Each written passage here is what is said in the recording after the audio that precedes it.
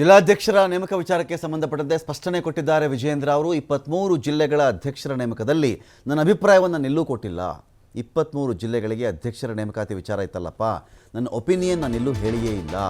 ವೀಕ್ಷಕರನ್ನು ನೇಮಕ ಮಾಡಲಾಗಿತ್ತು. ಇದಕ್ಕೆ ಜಿಲ್ಲೆಗಳಿಂದ ಮೂರು ಹೆಸರು ಬಂದಿದ್ವು. ಒಂದೊಂದು ಜಿಲ್ಲೆಯಿಂದ ಮೂರು ಜನ ಹೆಸರು ಫೈನಲ್ ಆಗಿ ಬಂದಿದ್ವು. ಎಲ್ಲವನ್ನೂ ಹೈಕಮಾಂಡೇ ಫೈನಲ್ ಮಾಡಿರೋದೇ ವಿನಃ ನಾನೆಲ್ಲೂ ಅಭಿಪ್ರಾಯ ಹೇಳೇ ಇಲ್ಲ, ನಾನು ಫೈನಲ್ ಮಾಡೇ ಇಲ್ಲ, ನನ್ನ ಪಾತ್ರವೇ ಇಲ್ಲ. ಸುಧಾಕರ್ ಅವರು ಸಮಾಧಿಯನ್ನು ಆಕ್ರೋಶದ ಮಾತು ಹೇಳಿಬಿಟ್ಟಿದ್ದಾರಲ್ಲ, ಸರಿಯಲ್ಲ ಇದು. ಅವ್ರು ಹೇಳದಂತೆ ನಾನು ತಿದ್ಕೊಳ್ಳೋಕೆ ರೆಡಿ ಇದ್ದೀನಿ.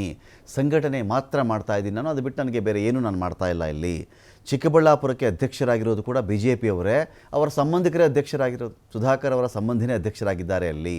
ನಾಳಿನ ರೆಬೆಲ್ ಟೀಮ್ ಸಭೆಗೆ ಆಲ್ ದಿ ಬೆಸ್ಟ್, ಒಳ್ಳೆಯದಾಗಲಿ ಅಂತ ಹೇಳಿ ವಿಜಯೇಂದ್ರ ಮಾತಾಡಿದ್ದಾರೆ. ಸುಧಾಕರ್ ಅವರ ಬಾಯಲ್ಲಿ ಪದಗಳನ್ನ ನೋಡಿದಾಗ ನನಗೆ ಆಶ್ಚರ್ಯ ಆಗ್ತದೆ.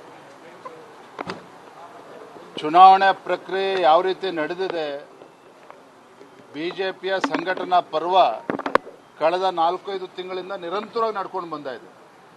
ಮಂಡಲ ಅಧ್ಯಕ್ಷರ ಆಯ್ಕೆ ಮಾಡಬೇಕಾದ್ರೆ ಯಾವ ಪ್ರಕ್ರಿಯೆ ಇದೆ, ಜಿಲ್ಲೆಯ ಅಧ್ಯಕ್ಷರು ಮಾಡಬೇಕಾದ್ರೆ ಯಾವ ಪ್ರಕ್ರಿಯೆ ಇದೆ, ಮತ್ತು ಇದೆಲ್ಲವೂ ಕೂಡ ಕೇಂದ್ರದಿಂದ ಬಂದಿರತಕ್ಕಂಥದ್ದು. ವಿಜಯೇಂದ್ರ ತೀರ್ಮಾನ ಮಾಡಿಲ್ಲ.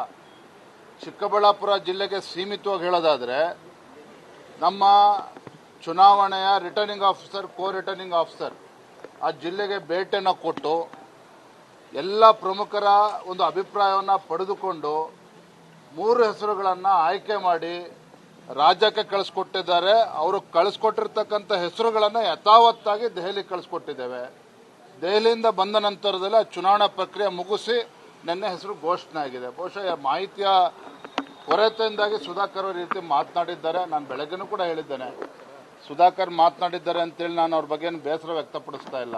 ಅನುಭವದ ಕೊರತೆ, ಮಾಹಿತಿಯ ಕೊರತೆಯಿಂದ ನನಗೆ ಆಗಿದೆ ಅಂತೇಳಿ ನನ್ನ ಭಾವನೆ. ಸುಧಾಕರ್ ಅವರ ಬಾಯಲ್ಲಿ